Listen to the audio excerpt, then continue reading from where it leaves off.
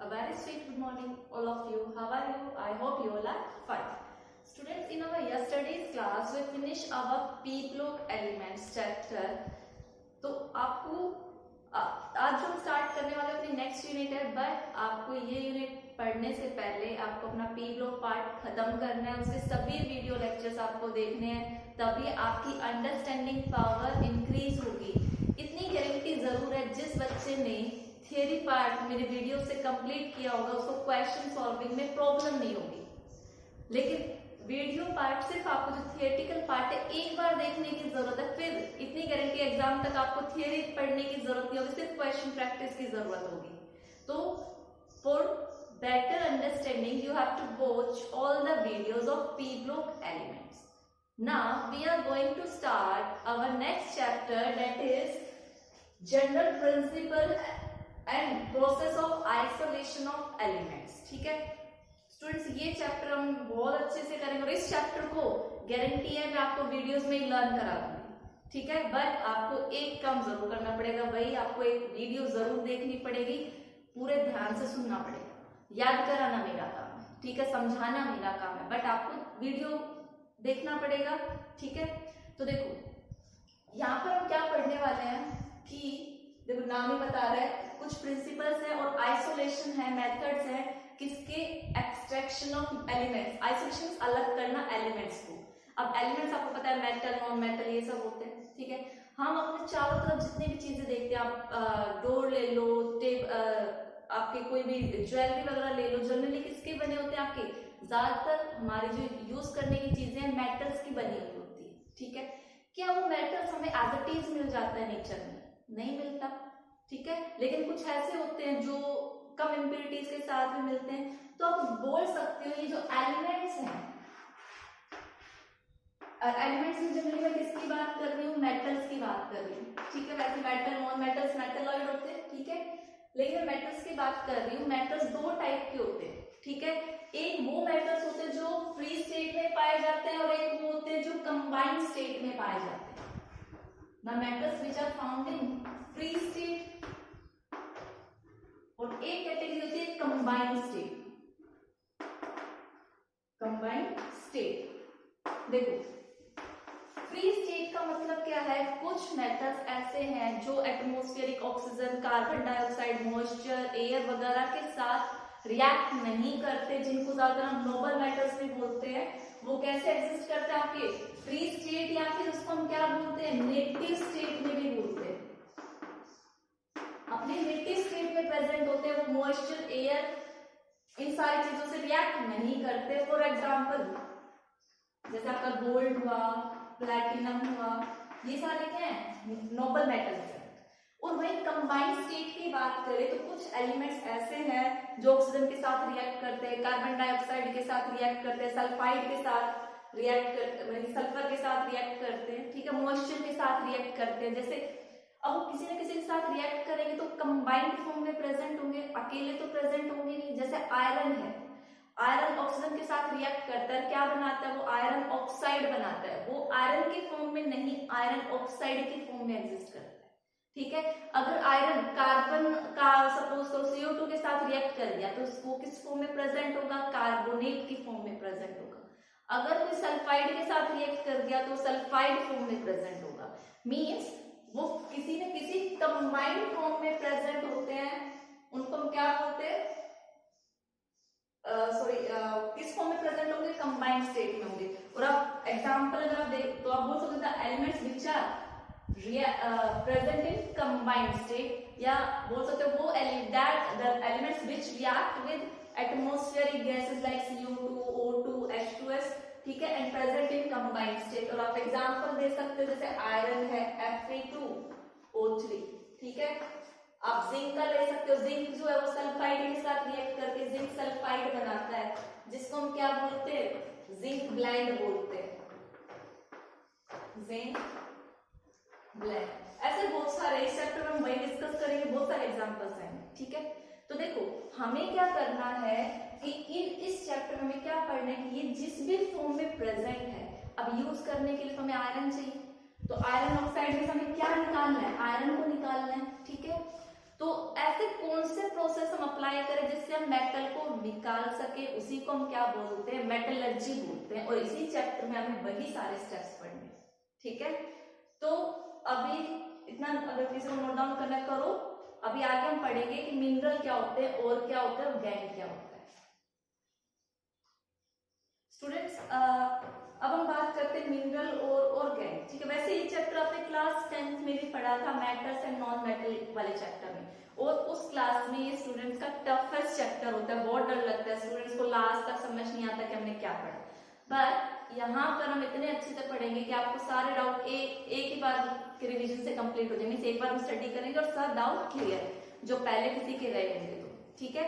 और नहीं पढ़ा होगा तो डाउट तो होंगे ही, ठीक है। तो मतलब पढ़ना तो जरूरी है, ठीक है। तो देखो अब ये 3 डेफिनेशन आपने क्लास 10th में देखी थी। मिनरल क्या होता है, और क्या होता है, एंड गैंग। इसको हम मैट्रिक्स भी बोलते हैं, ठीक है। तो ये तीनों डेफिनेशंस, किसी बच्चे को चैप्टर समझ आया है नहीं आया, लेकिन ये डेफिनेशन सबको रटी हुई थी 10th क्लास में। किसी ने मतलब पता नहीं समझा या नहीं समझा, पढ़ने वाले बच्चों ने समझ लिया होगा, लेकिन जो सोचता था कि मेरे को पास होना है डेफिनेशन, तो उसने भी याद कर ली थी। तो आई होप ये डेफिनेशन तो सबको आती होगी। तो आज हम इन सबका मतलब भी समझते हैं और डेफिनेशन भी। देखो मिनरल क्या होता है, मिनरल द कंपाउंड, मिनरल क्या है, एक कंपाउंड है जिसके अंदर क्या प्रेजेंट होता है, मेटल प्रेजेंट होता है। The compound in which, the compound in which metal is present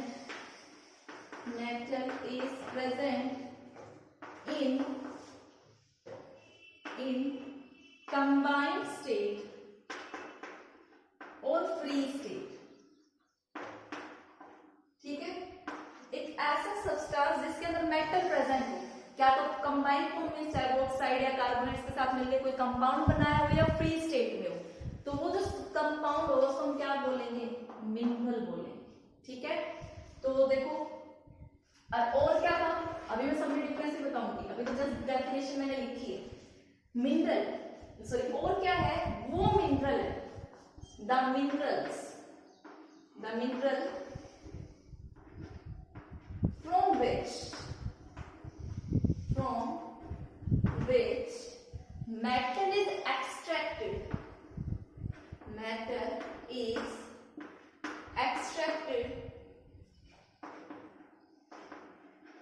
conveniently and economically, ये वर्ड इंपोर्टेंट है, conveniently and economically, ठीक है। अब पहले हम दोनों डेफिनेशन से डील करते हैं कि डिफरेंस क्या है। वो मिनरल तो वो सारे कंपाउंड्स है जिन चीजों में मेटल मिल गया, ठीक है। देखो सपोज करो मेरे पास ये दो चीजें हैं, मेटल इसमें भी प्रेजेंट है और मेटल इसमें भी प्रेजेंट है, ठीक है। सपोज करो दोनों ही ये एक ही मेटल प्रेजेंट है, इसमें भी और इसमें भी, ठीक है। लेकिन मेरे को इस वाले में से मेटल निकालना क्या है, तो इन दोनों को हम क्या बोलेंगे, मेटल प्रेजेंट है तो इन दोनों को हम क्या बोलेंगे, मिनरल बोलेंगे। लेकिन मैं बोल रही हूँ कि इन दोनों में से इसमें से मेटल क्या है, एक तो ज्यादा अमाउंट में, सपोज करो जो भी मेटल है इसमें 70% है, इसमें 20% है, और जो निकालने के तरीके में जो कॉस्ट लगी हमारी वो भी इससे इजीली निकल जाता है। इसके लिए बहुत सारे मेथड अप्लाई करने पड़ते हैं और टाइम कंज्यूमिंग भी, मतलब हमारी वेस्टेज है, मनी की वेस्टेज भी। तो आप क्या बोलोगे, ये दोनों ही क्या थे, मिनरल थे, लेकिन इस वाले में से मेटल एक्सट्रैक्ट करना क्या है, इजी है, तो इस मिनरल को हम क्या बोल देंगे, और बोलेंगे, ये क्या रहेगा, मिनरल रहेगा, ठीक है। ये बात समझ लो, निकाल तो हम इसमें से भी सकते हैं, लेकिन इससे निकालने में हमें क्या होगा, एक तो कन्वीनियंट नहीं होगा, थोड़े टिपिकल मेथड्स अप्लाई करने पड़ेंगे, और इकोनॉमिकली मींस कॉस्ट भी ज्यादा लगेगी, ठीक है। तो ऐसे मिनरल जो इसमें से हम मेटल को आसानी से निकाल सकते हैं, प्रॉफिटेबली निकाल सकते हैं, वो मिनरल क्या हो जाता है, ओर। तो जरा सोच के बताओ, ये दोनों क्या थे, मिनरल थे, और इसी मिनरल में से हमने क्या बोला था, ये ओर है क्योंकि इसमें से मेटल इजीली निकल जाता है। तो बताओ ये जो ओर, क्या ये ओर क्या मिनरल है? लेकिन क्या मिनरल वाला पार्ट ओर है? नहीं। तो यहाँ पे एक स्टेटमेंट आता है, काफी बार पूछ ली जाती है, तो आप बोल सकते हो ऑल ओर्स आर मिनरल, ऑल ore are mineral, but all minerals are not ore. All minerals are not ore. I hope अभी आपको समझ आ गया होगा। और इसको अगर एग्जाम्पल से समझना है तो देखो, हम लोग एल्यूमिनियम के ओर लेते हैं, ore of aluminium, sorry mineral. हमने एल्यूमिनियम के क्या लिए, मिनरल लिए। और एल्यूमिनियम किस किस फॉर्म में एग्जिस्ट करता है आपको पता है। आपकी एक बॉक्साइट सुना होगा, और है, ये भी पता लग जाएगा मैं और क्यों बोल। बॉक्साइट, बॉक्साइट का फॉर्मूला क्या होता है, Al2O3 H2। बेटे जितने भी नाम है मैं चैप्टर के में साथ साथ बताती रहूंगी। मैं स्टार्टिंग में आपको टेबल नहीं बनवाई कि किसका क्या नाम है, ठीक है। वैसे याद करना टिपिकल है, लेकिन जब हम थ्योरी में इनको यूज करेंगे तो याद करना इजी होता है, इसीलिए मैं बार बार नाम लिखूंगी इनका ऊपर, ठीक है। और एल्यूमिनियम किस फॉर्म में भी प्रेजेंट होता है, क्ले की फॉर्म में प्रेजेंट होता है। किस फॉर्म में, Al2O3.SiO2.2H2। सिलिकेट्स भी प्रेजेंट, SiO2 फॉर्म भी प्रेजेंट होते हैं। ये clay form, one of the clay form है, और ये बॉक्साइट है। दोनों में ही एल्यूमिनियम प्रेजेंट है, लेकिन इस बॉक्साइट में से मेटल को एक्सट्रैक्ट करना, मतलब एल्यूमिनियम को निकालना क्या है, इजी है, प्रॉफिटेबल है। तो इस बॉक्साइट को हमने क्या बोल दिया, और बोल दिया। और इस क्ले को हमने क्या बोला, सिर्फ मिनरल बोला। आई होप अब सभी को और मिनरल में कोई डाउट नहीं होगा। आप एक और एग्जांपल भी देख सकते हो आयरन का। आयरन आपको पता है डिफरेंट फॉर्म्स में एग्जिस्ट करता है। सल्फाइड की फॉर्म में, मींस कंबाइंड फॉर्म में होता है, सल्फाइड्स के साथ, कार्बोनेट्स के साथ। जैसे आयरन, आयरन कैसे प्रेजेंट होता है, FeS2, जिसको हम क्या बोलते हैं, आयरन पायराइड्स बोलते हैं। आयरन पायराइड्स ये कार्बोनेट की फॉर्म में भी प्रेजेंट हो सकता है, CO3 ट्वाइस। तो कार्बोनेट और का क्या नाम है आयरन के, सिडराइड्स, ठीक है। एक आपने हेमेटाइट सुना होगा, हेमेटाइट। हेमेटाइट क्या होता है, Fe2O3। और एक होता है मैग्नेटाइट, ये क्या है, Fe3O4।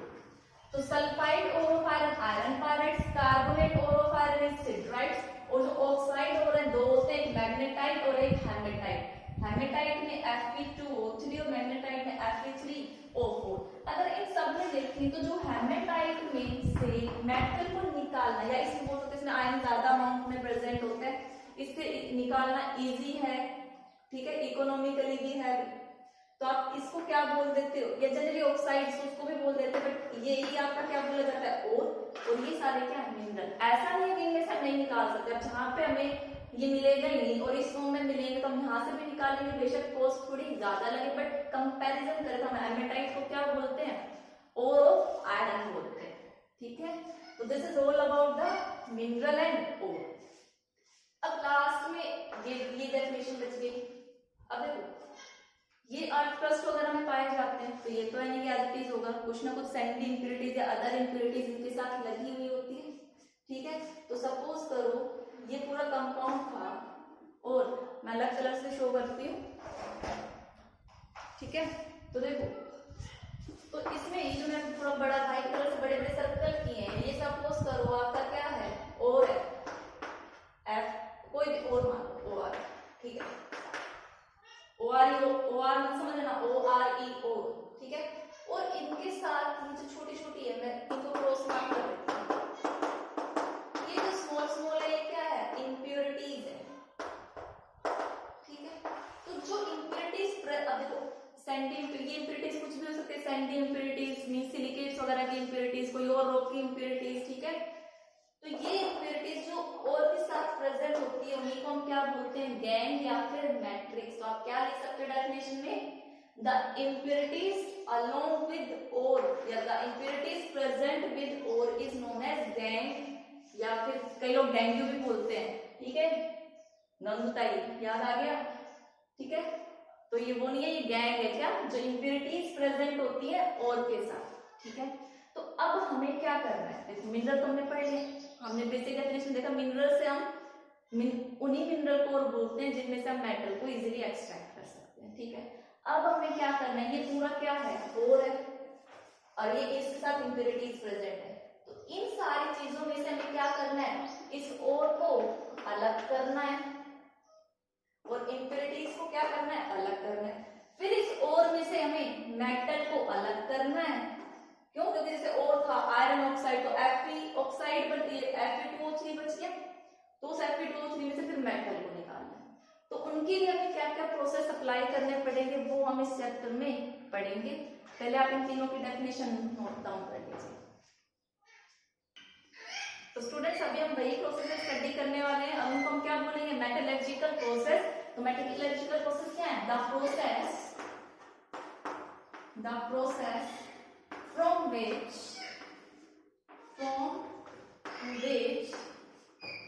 metal can be extracted।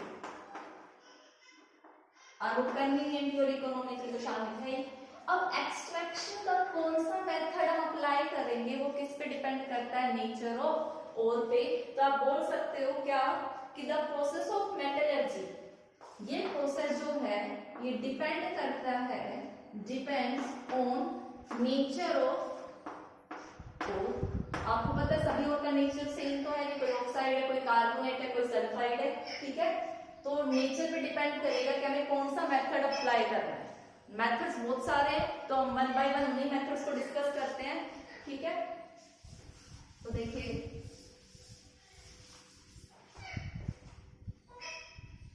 तो प्रोसेस ऑफ मेटलर्जी, अब हम क्या डिस्कस करें, मेटलर्जी के प्रोसेस क्या, प्रोसेस ऑफ मेटलर्जी पूरा लिखेंगे। ठीक है, तो मेटलर्जी में पहला प्रोसेस जो आता है वो आता है क्रशिंग एंड ग्राइंडिंग। ये बेसिकली कुछ बुक्स में नहीं भी होता भी है, मैं आपको स्टार्टिंग से बता रही हूँ। ठीक है, each and every step, crushing and grinding, crushing and grinding. आपको पता है जो भी हमें और मिलेगा वो कोई पाउडर फॉर्म, इसका एक और नाम भी है पल्वराइजेशन, PULVERIZATION,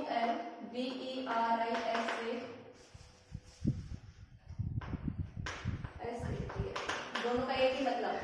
देखो कहीं पर भी और प्रेजेंट होगा, अर्थ में प्रेजेंट होगा, रॉक्स में प्रेजेंट होगा, तो पूरी चट्टाने आएंगी या बड़े बड़े पीसेस में आएगा, तो उनमें से तो है नहीं कि हम सीधा ऐसे एक्सट्रैक्ट कर लें। तो सबसे पहले हमें इसको किस में लाना होगा, छोटे छोटे पीसेस में लाना पड़ेगा, बड़ी बड़ी मशीन से उनको ग्राइंड करना पड़ेगा, पाउडर फॉर्म में कन्वर्ट करना पड़ेगा। तो हमारा स्टेप नंबर 1 यही है। ठीक है, नेक्स्ट स्टेप सेकंड क्या आता है, कंसंट्रेशन ऑफ ओर।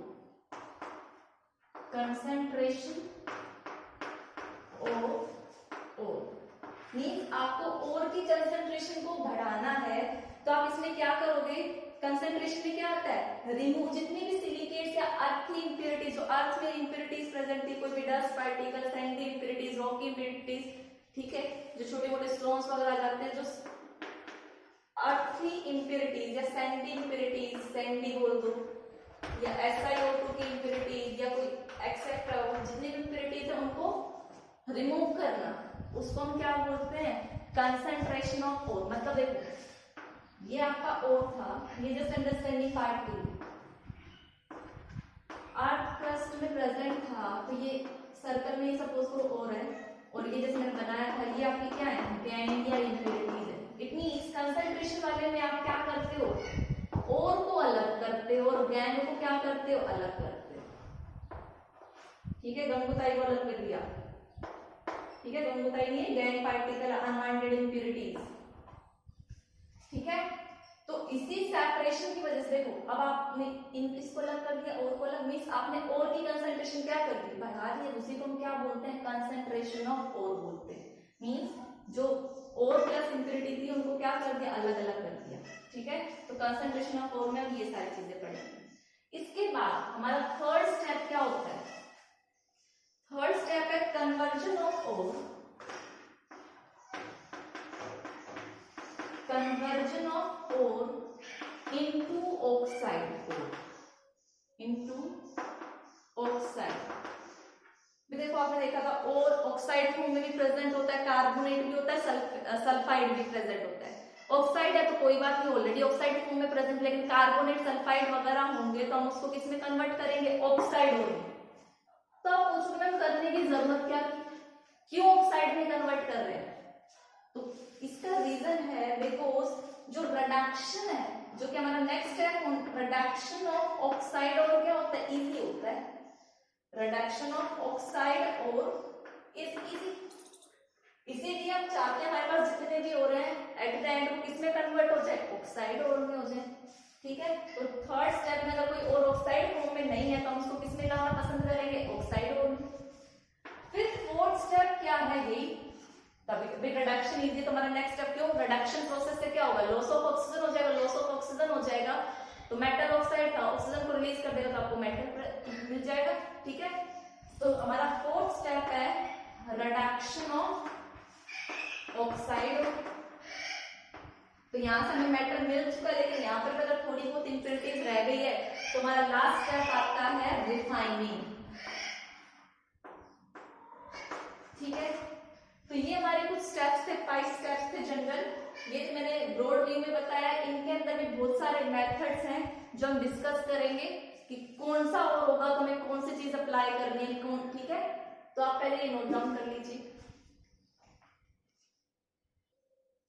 तो जो हमने अभी प्रोसेस देखे 5, उनको हम 1 बाय 1 डिटेल में डिस्कस करेंगे। तो हमारा फर्स्ट प्रोसेस क्या था, crushing and grinding. Crushing and grinding में क्या है, द ओर ऑब्टेन फ्रॉम, और जो हमें कहां से मिला है, अर्थ से मिला है, ऑब्टेन फ्रॉम अर्थ, उसको किसमें कन्वर्ट करोगे, पाउडर फॉर्म में, are converted into powder form. ठीक है, तो यही हमारा क्या था, फर्स्ट स्टेप था। सेकेंड स्टेप मैंने क्या बताया था, अर्थ से निकला तो कुछ अर्थ इंप्योरिटीज होंगी, सैंडी इंप्योरिटीज होंगी, हमें वही करना है। वो हमारा कौन सा मेथड है, second, that is concentration of ore. Concentration of ore, बेटे इसके काफी सारे नाम है, एग्जाम में कोई भी नाम आ सकता है तो आपको सारे याद रखने। इसको हम बेनिफिकेशन ऑफ ओर भी बोलते हैं, बेनिफिकेशन ऑफ ओर, और इसका और नाम भी है ड्रेसिंग ऑफ ओर। ओर की क्या कर दी, ड्रेसिंग कर दी हमने, मीन्स इंप्योरिटीज हटा दी, ड्रेसिंग ऑफ ओर। तो ये सारे कंसंट्रेशन ऑफ ओर के ही नाम है, तो ये आपको याद रखने हैं। अब देखो इसमें हमने क्या देखा था, इसको एक और नाम दिया, इनरिचमेंट ऑफ ओर। देखो फर्स्ट नेम, ये सेकंड नेम, ये थर्ड नेम, और फोर्थ क्या है इसका, इनरिचमेंट। वो और क्या हो रहा है, इनरिच हो रहा है, इंक्रीज कर रहा है। और क्या हो, कैसे इंक्रीज कर रही है, इंप्योरिटीज को हटा रहे तो और अपने आप बढ़ रहा है। इनरिचमेंट ऑफ ओर, ये सारे एक ही मेथड के नाम। ठीक है, तो आप क्या करते हो इस प्रोसेस में, गैंग मतलब इंप्योरिटीज जो है उनको आप अलग करते हो ओर से। ठीक है, तो यहाँ पे क्या होता है, separation of ore and gangue particles होता है। ठीक है, आप लिख सकते हो, in this method there is separation of ore and gangue particles. अब सेपरेशन के इसमें 2 तरीके होते हैं, कौन कौन से होते हैं, कुछ फिजिकल मेथड्स होते हैं कि बिना कोई केमिकल यूज किए फिजिकल तरीके से आपने और गैंग इंप्योरिटीज को क्या कर दिया, अलग अलग कर दिया, सेपरेट कर दिया। और कुछ केमिकल मेथड होते हैं, आप किसी केमिकल रिएक्शन के थ्रू गैंग और को क्या करते हो, अलग करते हो। तो there are physical methods and chemical methods of separation.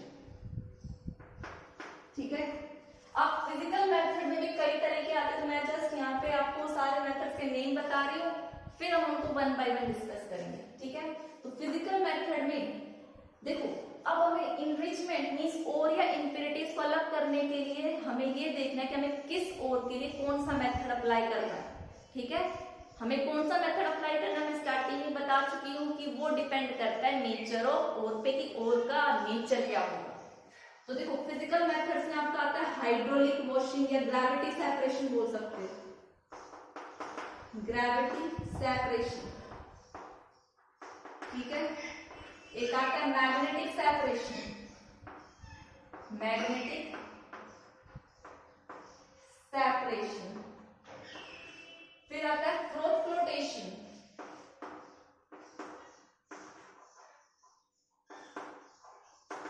ठीक है बेटे। ग्रेविटी में हम दो एग्जांपल पढ़ लेते हैं, हाइड्रोलिक वॉशिंग, हाइड्रोलिक वॉशिंग, और एक विल्फी टेबल होती है, विल्फी टेबल, ठीक है। और केमिकल मेथड्स में आता है आपका लीचिंग। जो लीचिंग है जनरली वो एल्यूमिनियम के लिए, गोल्ड के लिए, सिल्वर के लिए, इन सब के लिए होती है, वो हम बाद में देखेंगे किस लिए होती है। तो कंसेंट्रेशन ऑफ ओर में हमें ओर और गैंग पार्टिकल्स को अलग करना, उसके लिए दो मेथड्स हैं, फिजिकल एंड केमिकल। फिजिकल में हम पढ़ेंगे hydraulic washing, विल्फी table, magnetic separation and flotation, और केमिकल में पढ़ेंगे हम लीचिंग, ठीक है। तो पहले आप अपना नोट डाउन कर लीजिए। So students, now we are going to discuss the physical methods of separation, ठीक है। तो फर्स्ट जो मेथड है वो हमारा कौन सा है, ग्रेविटी सेपरेशन। तो सबसे पहले आपको जो जो हम मेथड्स पढ़े उनके प्रिंसिपल पता होने चाहिए कि वो किस प्रिंसिपल पे बेस्ड है और उनसे हम किस और को सेपरेट कर सकते हैं। तो इस सेपरेशन का तरीका वो किस पे बेस्ड है, उसका प्रिंसिपल क्या है, प्रिंसिपल क्या है, difference in density, difference in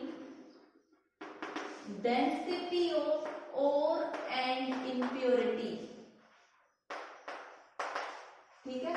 means इस मेथड से वो ओर और इम्प्योरिटी सेपरेट किए जाएंगे जिनकी डेंसिटी में बहुत ज्यादा डिफरेंस होगा, ठीक है। और जनरली ओर आपका क्या मिलता है, हैवी मिलता है, और आपकी इम्प्योरिटीज क्या मिलती है, लाइट मिलती है। दोनों की डेंसिटी में बहुत ज्यादा फर्क होगा, बहुत ज्यादा दिन रात का फर्क, ठीक है। तो उनको हम इस मेथड से सेपरेट करेंगे। तो इसमें हमने सबसे पहले देखा था hydraulic washing, hydraulic washing.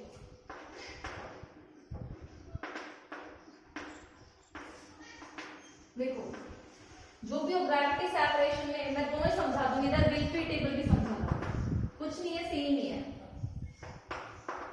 विल्फी table. देखो हाइड्रोलिक वॉशिंग में या उसमें विल्फी टेबल ले लो, दोनों में हम क्या कराते हैं, हाई प्रेशर से वाटर को पास कराते हैं। आपने एक ऐसा कंटेनर ले लिया, ठीक है,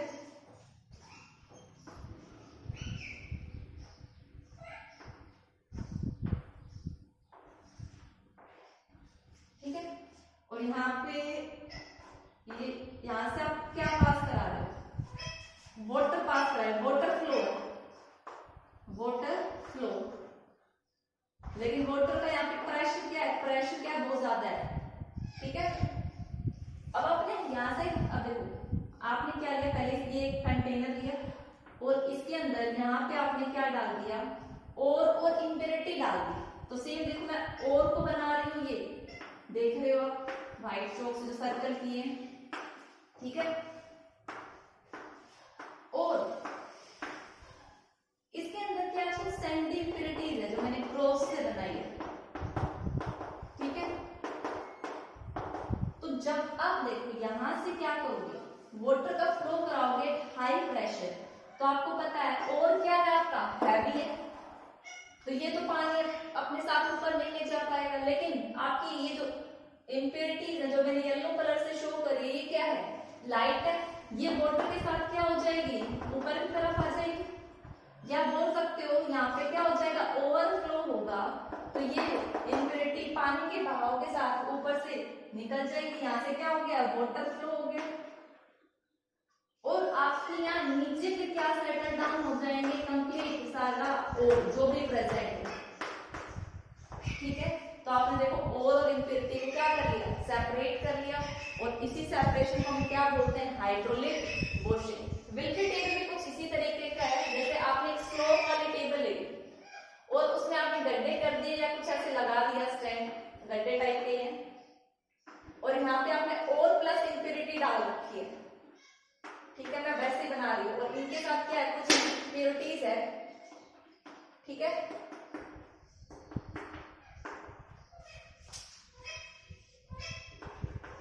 तो आपने यहां से क्या कराया, वाटर फ्लो कराया है हाई प्रेशर पे, भाई वाटर फ्लो, तो पानी आएगा स्टेयर से, तो देखो पानी आएगा तो यहाँ से अपने साथ क्या लेके जाएगा, सैंडी इम्प्योरिटीज ले जाएगा, और तो है भी है वो उसी जगह पे रहेगा। तो ये एक एक टेबल से ये एक एक जो ग्रुप्स बने हुए हैं यहाँ से आपका पास होता रहेगा एट द एंड, यहाँ पे आपकी क्या आ जाएंगे, सारी इम्प्योरिटीज सैंडी इम्प्योरिटीज आ जाएंगे, जहाँ पे ये स्टैंड्स जो थे यहाँ पे क्या रह जाएगा आपका, और रह जाएगा। तो इसको हम बोलते हैं बिल्कुल टेबल अरेंजमेंट, ठीक है। तो आपने इसका प्रिंसिपल क्या था कि आपका और या फिर उसमें से इम्प्योरिटीज में से एक लाइट होना चाहिए, हैवी, मीन दोनों में क्या होना चाहिए, डेंसिटी का डिफरेंस होना चाहिए। और जनरली आप देखते हो जो आपके ऑक्साइड्स हो रहे हैं, ऑक्साइड्स एंड कार्बोनेट्स हो, उनमें ऐसा देखने को मिलता है कि उनकी और डेंसिटी जो है उनमें काफी डिफरेंस होता है। जनरली आप इस मेथड से कौन से और को सेपरेट कर सकते हैं, ऑक्साइड और कार्बोनेट और, ठीक है। पहले आप इतना नोट डाउन कर लीजिए।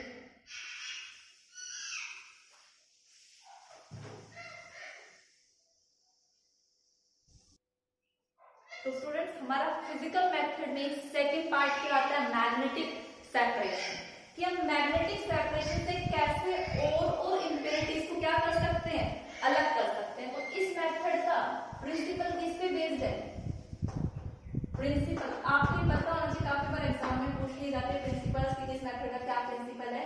तो आप देखो मैग्नेट है तो दोनों में मींस और या गैंग में क्या होगा, कौन सी प्रॉपर्टी का डिफरेंस होगा, मैग्नेटिक प्रॉपर्टी। तो आप बोल सकते हो यहाँ पे क्या होना चाहिए, difference in magnetic property, magnetic property of ore and gangue, ठीक है। मींस क्या तो ओर मैग्नेटिक हो, इम्प्योरिटी नॉन मैग्नेटिक हो, या फिर इम्प्योरिटी मैग्नेटिक हो और नॉन मैग्नेटिक, मींस इन दोनों में से एक चीज जिसमें मैग्नेटिक होगी आप उसको किससे सेपरेट कर सकते हो, इस मेथड से सेपरेट कर सकते हो। और जनरली आप एग्जांपल देखोगे तो आयरन ऑक्साइड जो है, आयरन की जो ओर है, ठीक है, आयरन आपका पता है आपका Fe2O3 या फिर Fe3O4 में प्रेजेंट होता है, तो ये जनरली क्या होते हैं, मैग्नेटिक होते हैं। और इनके साथ जो इम्प्योरिटीज है वो कैसी होती है, नॉन मैग्नेटिक, ठीक है। ऐसे अगर आप एक एग्जांपल देखो, कौन सा आपका टिन स्टोन SnO2, ये क्या है, टिन स्टोन, ये क्या होता है, नॉन मैग्नेटिक, नॉन मैग्नेटिक, लेकिन इसके साथ जो इम्प्योरिटीज है वो कैसी होती हैं, मैग्नेटिक, ठीक है। मैंने आपको दोनों एग्जांपल दिखा दी, एक में और मैग्नेटिक है और एक में इम्प्योरिटी मैग्नेटिक है। कोई भी हो हम इस मेथड से इनको सेपरेट कर सकते हैं, आप एग्जांपल नोट कर लेना। तो देखो कैसे करेंगे, इसके लिए आपको क्या लेने पड़ेंगे, दो व्हील लेने पड़ेंगे, ठीक है। और इन व्हील्स के ऊपर से एक लेदर बेल्ट लगानी पड़ेगी। ये आपने लेदर बेल्ट लगा दी है, ये आपका व्हील है, ठीक है। कोई बता सकता है लेदर बेल्ट क्यों लगाई मैंने, ठीक है, बताती हूँ लेदर बेल्ट क्यों लगाई।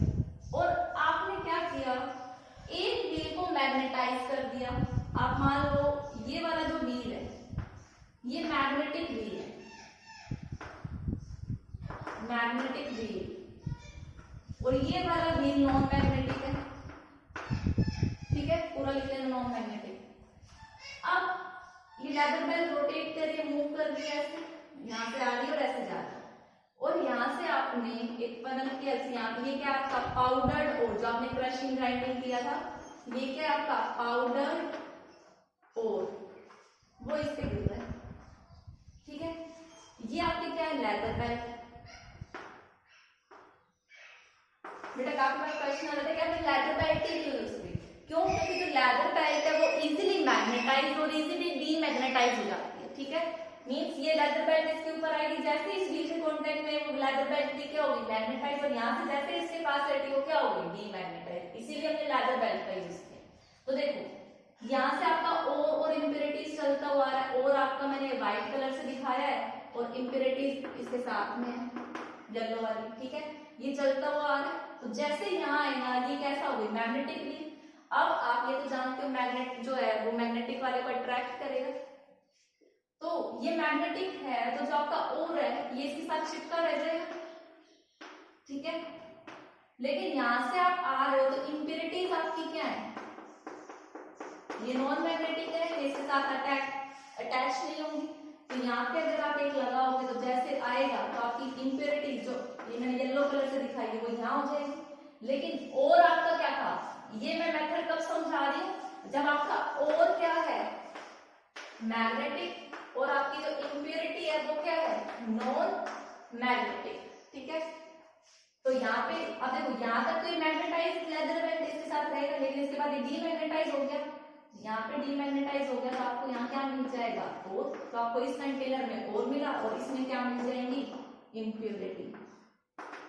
या आप उल्टा बोल सकते हो, रिवर्स कर सकते हो कि वो अगर जो ये इम्प्योरिटी मैग्नेटिक होती तो इम्प्योरिटीज इसके साथ अटैच होती है, और नॉन मैग्नेटिक होता तो दूर मिलता है, यहाँ पे इम्प्योरिटीज मिलती। ठीक है, तो ये मेथड ऑफ सेपरेशन किस पे बेस्ड है, ऑन द मैग्नेटिक प्रॉपर्टीज पे बेस्ड है। अगर और या फिर गैंग में से एक चीज मैग्नेटिक बिहेवियर शो कर रही है तो आप ये वाला मेथड अप्लाई करोगे। ठीक है, note down. Students, in our today's class we finish what are minerals, what are ore and what are gangs, and हमने देखे थे मेटलर्जी के डिफरेंट स्टेप्स थे, 5 स्टेप्स थे। 5 में पहला क्रशिंग ग्राइंडिंग, सेकंड में कंसंट्रेशन ऑफ ओर, थर्ड में क्या था, कोई भी ओर उसको ऑक्साइड में कन्वर्ट करना, फिर ऑक्साइड ओर का रिडक्शन एंड देन रिफाइनिंग। ठीक है, तो हम लोग किस पे थे, क्रशिंग ग्राइंडिंग में तो जस्ट क्रश करना है, ग्राइंड करना है, पाउडर फॉर्म में करना है। सेकंड में हमने पढ़े थे कंसंट्रेशन ऑफ ओर में 2 मेथड, फिजिकल एंड केमिकल। तो हम फिजिकल मेथड डिस्कस कर रहे थे, उसमें हमने 2 मेथड देख लिए थे, एक तो ग्रेविटी सेपरेशन और एक मैग्नेटिक सेपरेशन। अब कल हम क्या करेंगे, हम करेंगे हाइड्रोलिक वॉशिंग और केमिकल मेथड्स में लीचिंग, और फिर हम मूव करेंगे अपने स्टेप नंबर 3 पे, that is conversion of ore into their oxide. So that's all for today's class. Thank you and have a nice day.